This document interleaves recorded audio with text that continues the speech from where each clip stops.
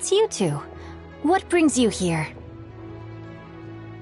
Xingqiu! Great, we found you! We wanted to ask you about something.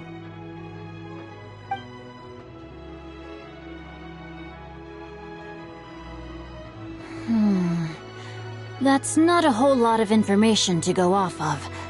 I don't know if I can say for sure. I can't pinpoint her identity from your description alone, but considering her age, I am reminded of a nameless heroine who's been featured in various chivalric novels. Nameless heroine? That's right. The novels often speak of a great drought from 50 years ago. As the people suffered, a nameless heroine appeared and began to clear away evil spirits and bandit camps. The people idolized her, but never learned her name.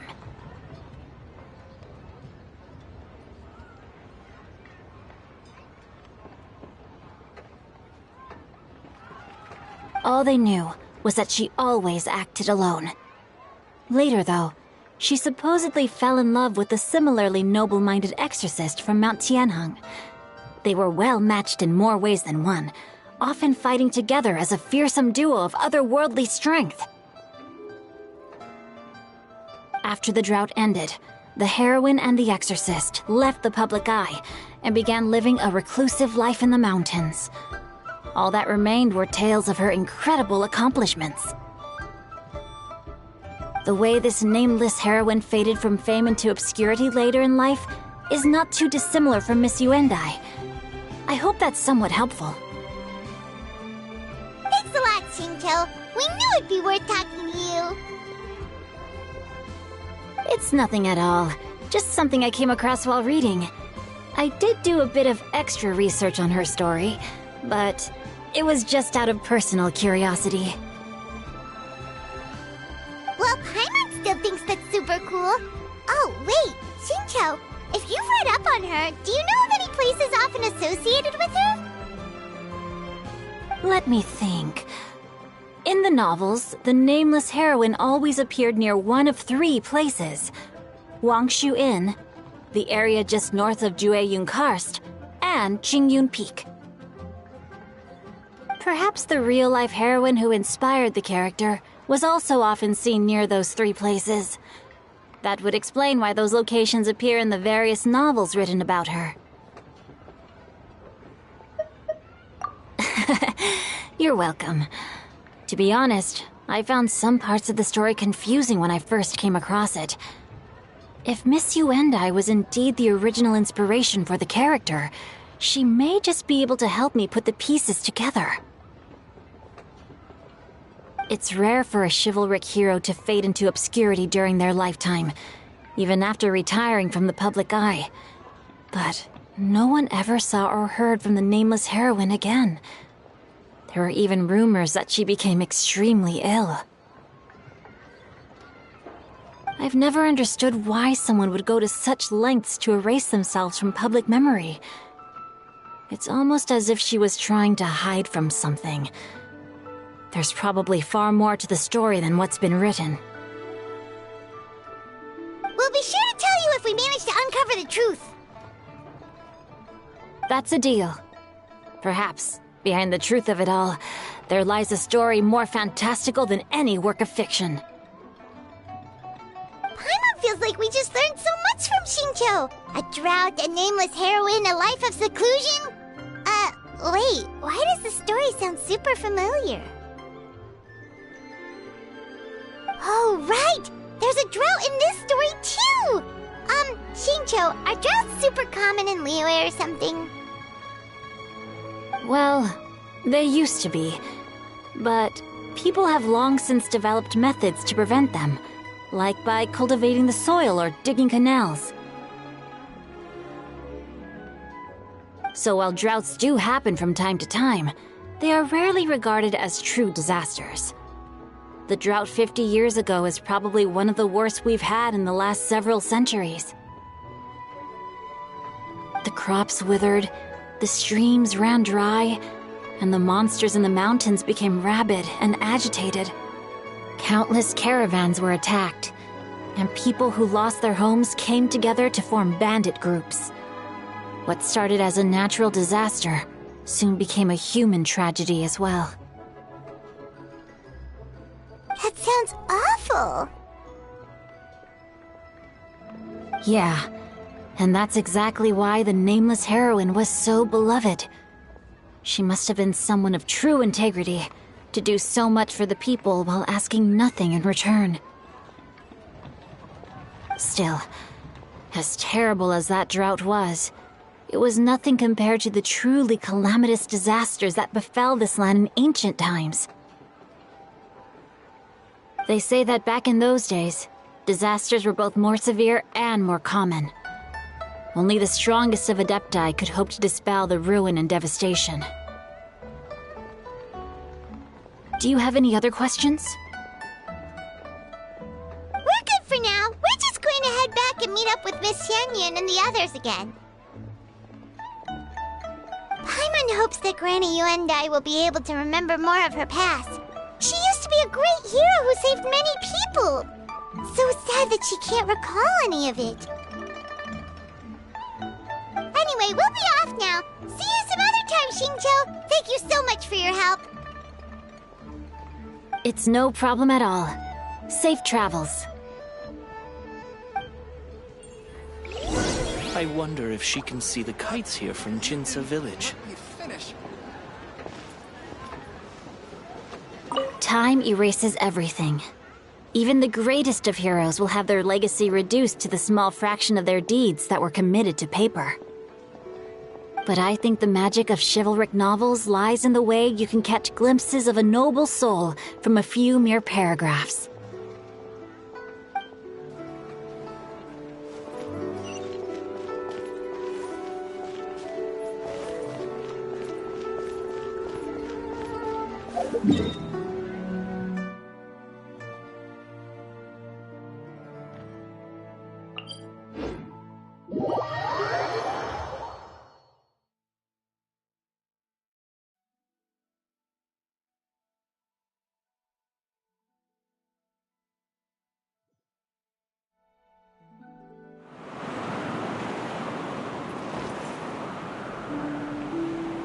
Yeah!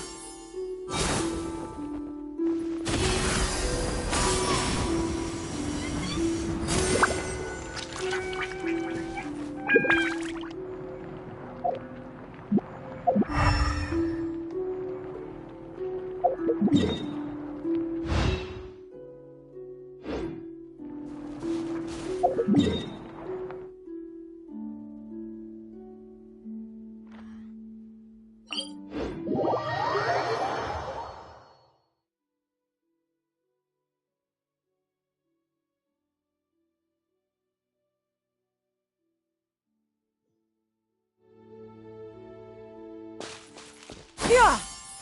Skyward! Scatter!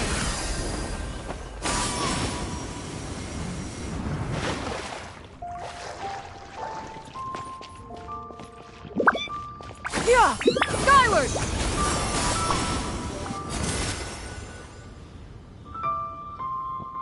I have recorded the tune that you requested.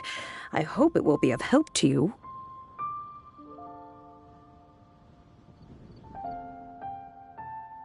Oh, thank you.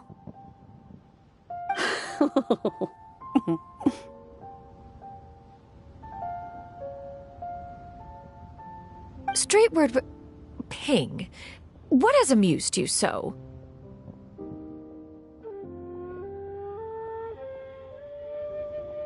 Oh, it's no serious matter. I was just reminiscing about the last time I saw you in this form. Time has wrought such change in this world, and yet you appear just the same as ever. Time has little bearing on one's existence, nor has one keenly felt its effects whilst dwelling at Mount Outsong. Nevertheless, Ping, one would like to seek your counsel on a personal matter. Oh, why so formal all of a sudden? I must say, you're making me a little nervous. What is it? Well, the inquiry is as such. Approximately how much more would one need to afford a comfortable life in the harbor, not unlike the one that you yourself lead? It does not require as much as you may think. Still, do you mean that... Cloud Retainer, Madam Ping! What are you two talking about? Nothing save for some trivial matters. Have you unearthed any useful details? Shinto has a theory, but let's save it for when Xianyun and Miss Hyundai have joined up with us again.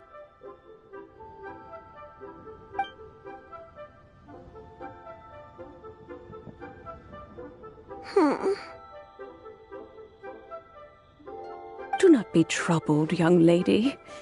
Here, have some tea. Thank you so much. What do you think, Xianyun? Does it match up with what you know of your granny? According to the story, the nameless heroine eventually fell in love with an exorcist from Mount Tianheng. Maybe that's my grandpa. I don't have many memories of him, but there was this one time I found a box in our attic full of a bunch of weird sigils.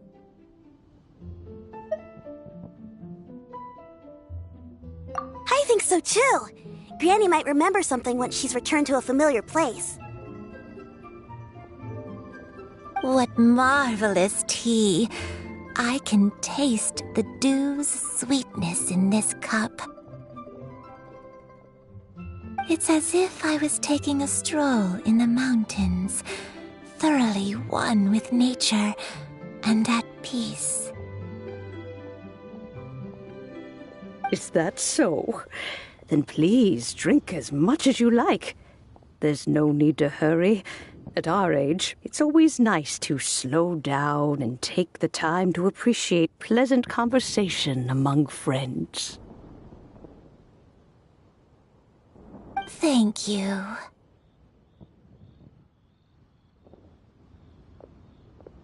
Okay, since we have the time, can I ask you something?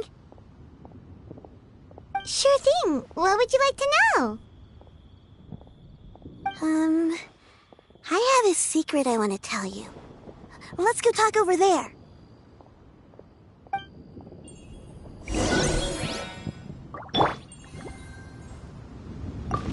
You can taste the sweetness of the dew? It's just a feeling. The sensation of stepping out into the mountains on a cool morning, gazing upon the small droplets of water hanging from the leaves, and feeling the sweet stream of water soothe a parched throat with every swallow. It's a sense of calm and serenity, one that stretches on and on until days become weeks, weeks become years.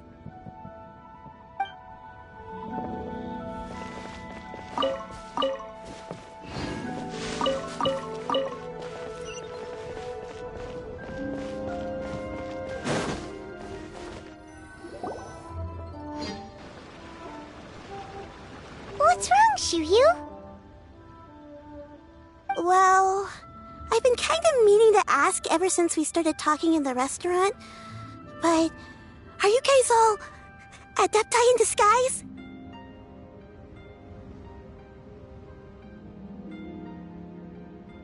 Oh! About that.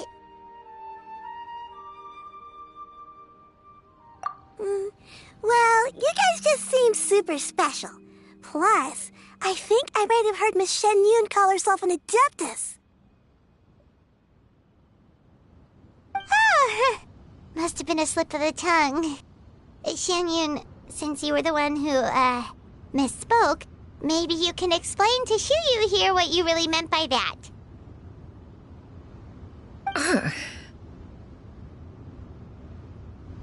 One is indeed an Adeptus. Is that of some concern to you? Huh?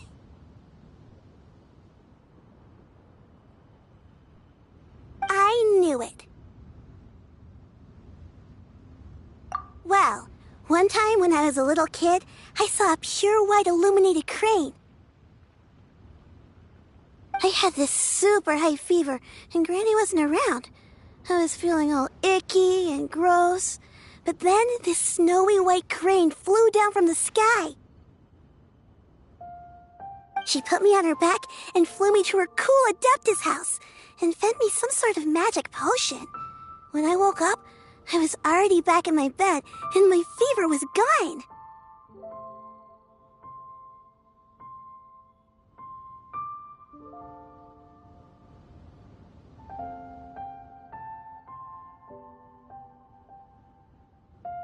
I really wanted to thank her, but I was too sleepy to stay awake, so I never got the chance. So, I just kind of wanted to ask if maybe any of you have ever met an Adeptus like that? A pure white illuminated crane? The only two we've ever met are blue and white and black and brown. Have you ever met one that's pure white, Cloud Retainer?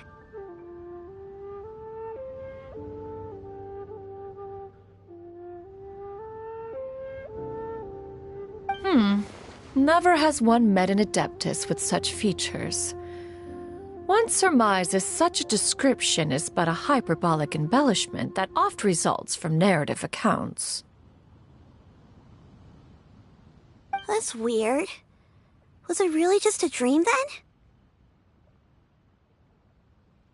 Well, even if it was just in my head, it doesn't matter that much anyway. All I really want is to help Granny recover her memories. I'm really grateful for all your help. Leave it to us! Now that we know the 3 locations, we just need to visit them one by one. Let's go to Xianyun first!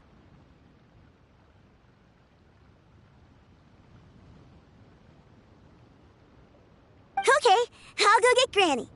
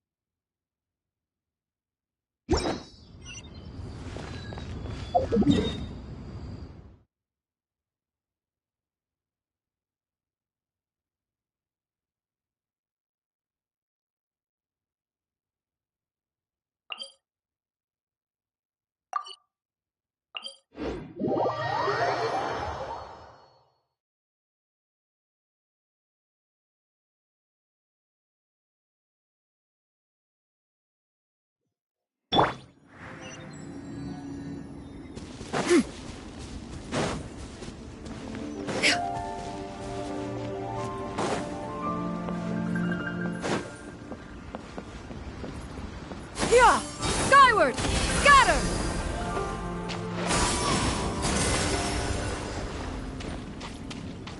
Yeah!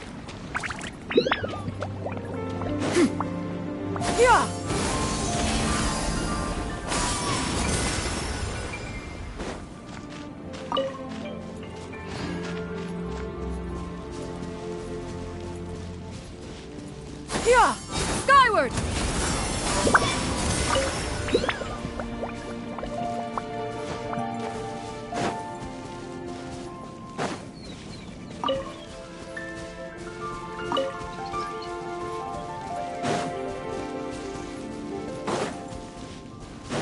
Yeah!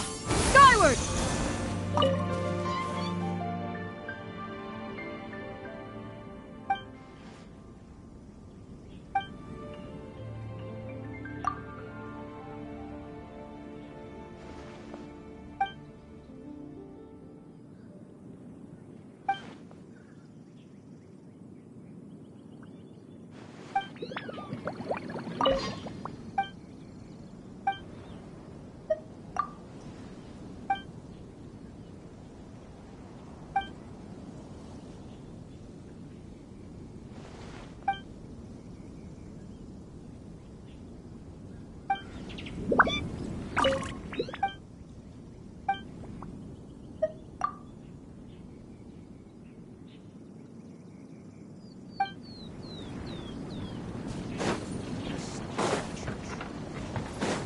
Yeah! Skyward!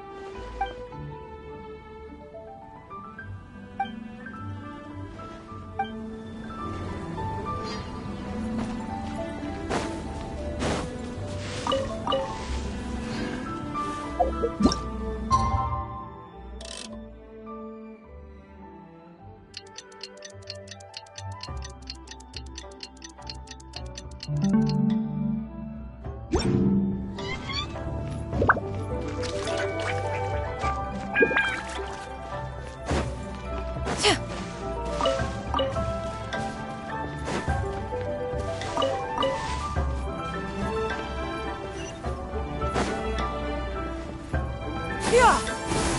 Scatter!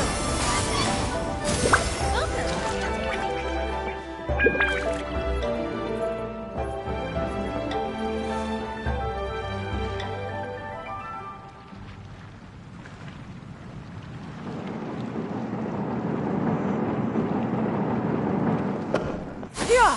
Skyward! Scatter!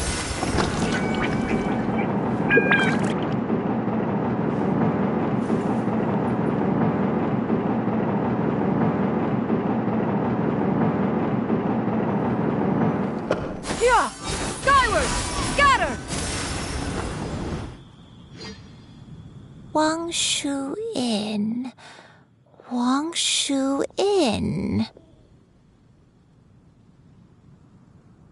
Do you remember this place, Granny? Yes. The fish here is very delicious. And if you look out into the distance, you can always spot a bird that's been left behind by its flock. I believe I used to have a room here. It had a window. Yes, I spent a lot of time looking out that window. Which room was it again? Let me look. I'll come with.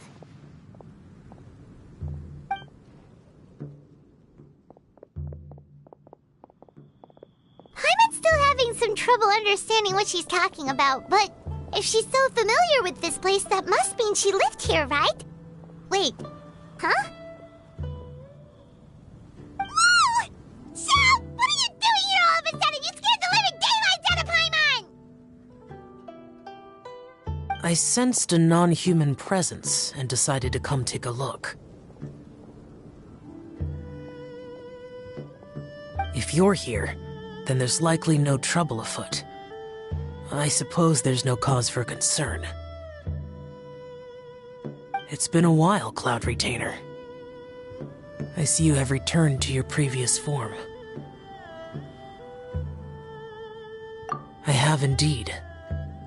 I fought alongside her in this form on many occasions during the Archon War. Oh, wow! What was she like during the war? Oh, wait, let Paimon take a guess. Was it anything like this? Behold, the glory of one's newest invention, the Bang Bang Continuous Fire Mechanism. Hands up and surrender, or be prepared to face the full might of the Adepti!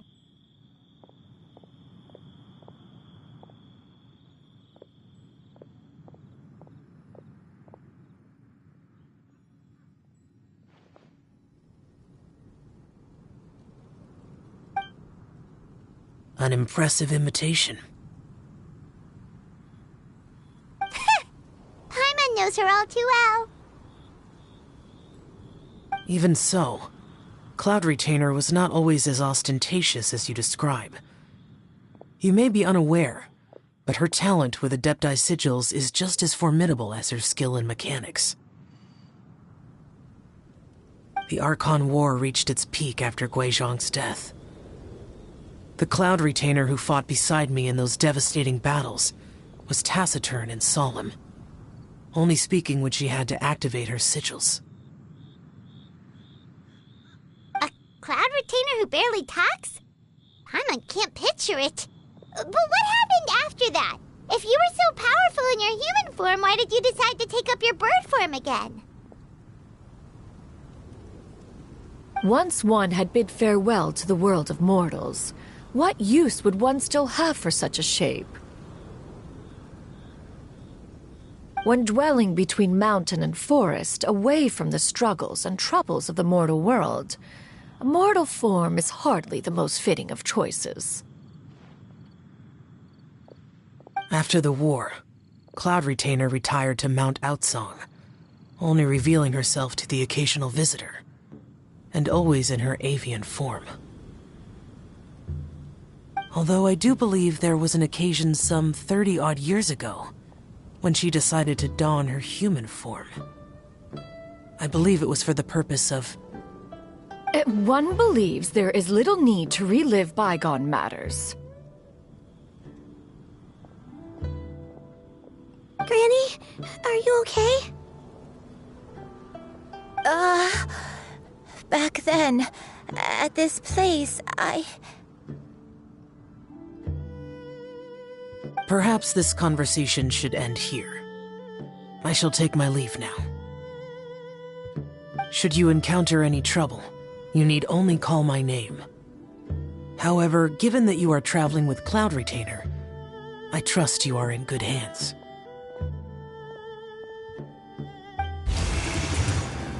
Everyone, Granny is finally beginning to remember her past. Slowly now, calm your mind and recount what has been recalled. A long time ago, I stayed here to recuperate from my illness. So what Shinto said was true! You did fall ill! Was that why you went into hiding? I don't remember. I'm very sorry, but I can't even remember the name of my illness. The only thing I can remember is that it took a great toll on me, and there was no cure for it. I was confined to my room in Wangshu Inn, where I spent many days unconscious. I'd come to every once in a while and stare at the migrating birds outside the window. It was a solemn sight. I remember crying, but I'm not even sure I knew why. One day, I met a traveling merchant. Upon hearing of my illness, he sold me a bottle of soul-revitalizing tea pills.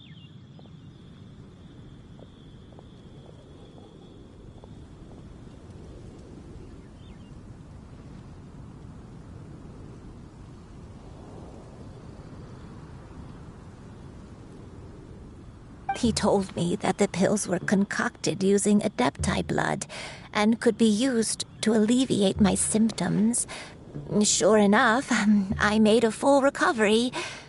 My illness remained dormant for several decades after that.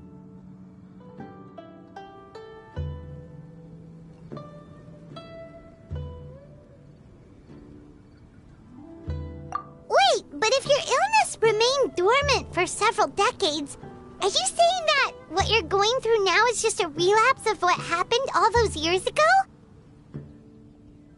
And it was all thanks to the pills that you managed to keep the symptoms in check? Paimon's brain kinda hurts. Do you remember anything else? I'm sorry, I don't. Oh, if only I wasn't so useless. Hey, you're not useless. You've done so much for me. Watched me grow up. Raised me. How could you say that about yourself? Oh, fret not, dear child. Granny was just a bit frustrated. That's all. The recovery of a person's memories is a gradual process. Finding pieces of one's past is always superior to not finding anything at all.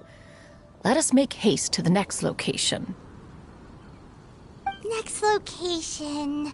Next location. Oh, why don't we go to the area north of Dwayun Karst next? There isn't really a landmark there, so where should we start? Oh, Paimon's got it. Let's check out the houses in the area first. After all, if she was there for any length of time, then she would have stayed somewhere, right? Oh, Paimon's really got her thinking cap on today. At this rate, we'll recover all of